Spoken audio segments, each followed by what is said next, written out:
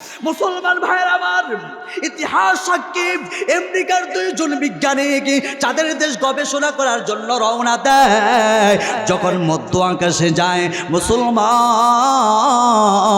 মধ্য আকাশে যাওয়ার পর তারা শুনতে পায় মসজিদের মিনার থেকে যে আজান হয়, মুয়াজ্জিন সাহেব যে আজান দেয় 9,30,00,000 মাইল উপরে মধ্য আকাশ থেকে, সেখান থেকে তারা মসজিদের মিনারের আজান শুনতে পায়। চিল্লা বলা যাবে না সুবহান। শুধু তাই নয় মুসলমান, দুইজন বিজ্ঞানী অবাক হয়ে গেছেন। কি শুনলাম বুঝলাম না কিছুই। 9,30,00,000 মাইল উপরে এত উঁচায় দুনিয়ার কোনো শব্দ আসে না। আল্লাহু আকবার কিসের শব্দ আসতেছে? তারা যখন আর একটু সামনে অগ্রসর হলো, তারা শুনতে পায়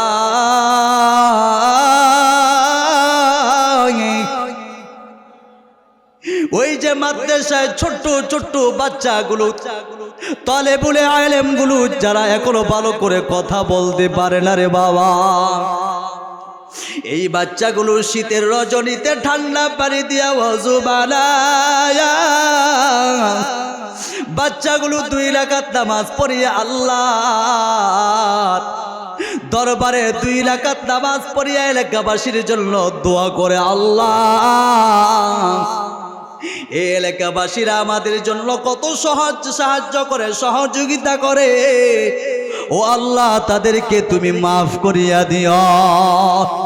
মুসলমান ভাইরা আমার, এইভাবে দোয়া করিয়া যখন কোরআনটাকে সামনে নিয়া তেলাওয়াত করতে থাকে,